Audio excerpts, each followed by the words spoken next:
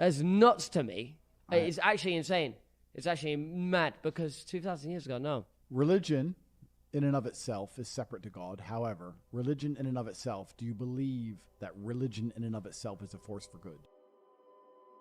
If 100 people believe in a God, and the God they believe in makes them act like better people, and they're better for the world. Yeah. Do you believe that their belief in God in and of itself makes God real?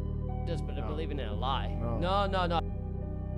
Act better. If God wants people to act in a righteous way, and people believe in God, and that makes them act righteously, then I respect that. Does that make God exist? No. In some form. Not in any form. Even as an idea. As an idea? Do you believe? Yes. Do you believe the idea of God makes people act more righteously? Yes, absolutely. Yes. Okay, so do you believe that God as a whole, even as an idea, him existing even as an idea, brings out the righteousness in humans? Sure. Yeah, it does. Sure. Yeah. Let me change it another angle. Do you believe that some of the things happening in the world today, whether it's Epstein's Island, whether it's COVID, insanity, whether it's propagation of pedophilia, whatever, do you agree that there are some things in the world today which are the act of the devil?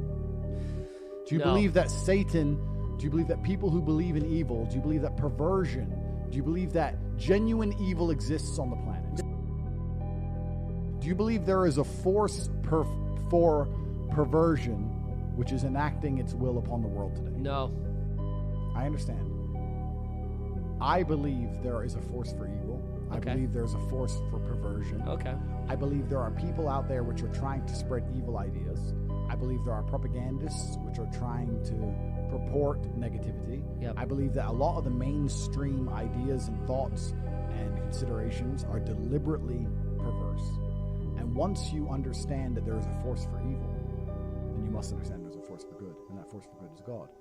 Now, you're thinking of God as a man in the sky. I don't think that, actually. You're thinking of God as a book. God a real thing. Yeah. I'll give you another example. I go to churches in Romania that are 5,000 years old.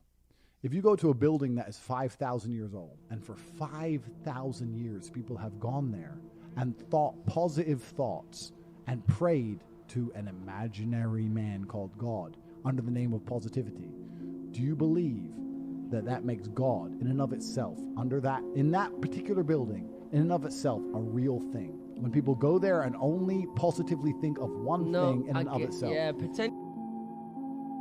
All right. No. I understand your points of view. I want you to just, as I carry on, I want you to both know that I was an atheist, and I understand your points of view very, very well. So you were like me? Very well. At one point. Yeah, at one point. Let me ask you another question. In your mind, purely in your mind, what is the difference between a dream and a memory? Well, one that I lived through it and the other one I haven't lived through it. No, you know that. I'm not asking that. I'm saying in your mind, in and of itself, remember a dream and remember a real event. Do you remember them any differently? Well, not really. No, I can't not remember really. a dream. Not really is the true answer. No, not really. Not really is the true answer. I understand. I understand. They're the same if you're thing. if it's cerebral, you could sit there and go, okay, that happened, that didn't happen. A That's memory- I'm not saying I that. would I'm say saying memory is more remember real. it and try and experience it in your mind, and you will Okay. soon learn that Then- it's only the idea of things that make them real. Let me tell you something that you will not believe. I'll tell you something you will not believe. Yeah. People often ask me, especially when I put up a picture on Instagram, how I'm in such good shape. Say, how are you in such good shape when all you do is travel the world and drink alcohol and smoke cigars? Their You idea barely of go it. to the gym. And I say that I train in my sleep, and they call me crazy. Because I can lucidly dream, because I can control my dreams, which is another podcast in and of itself. I train in my dreams. I convince my mind that I've trained. I convince my mind that I need to be ready for war, and my body reacts accordingly. It is the ideas that are real. What do they say in the Matrix? The body cannot exist without the mind. It's the ideas that are real. An idea in and of itself is real enough. If you remember a dream the same way you remember a real event, they are basically the same. My body proves that because I do most of my training as I fucking sleep. He may only be real as an idea. That's real enough. You must understand. You're thinking of it as God as a person. You're thinking of it as the what book. you're saying. You must think of it as an idea in and of itself. If the idea of God is adhered to, and that makes society act underneath God's will, then he is real. If the idea of evil is real, if the idea of perversion is real, then the opposite force must be real. This is Newton's second law. There must be an equal and opposite force. If there are people out there trying to do evil, there are people out there trying to do good. And when you find the people in the world who are trying to do the best for humanity, they're doing it under the name of what? God.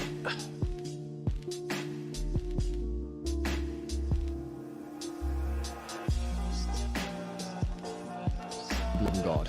I do believe in God because demons are real. There's genuine evil in this world. I've seen it with my own eyes. And there's always an equal and opposite force. If demons are real, then God must be real.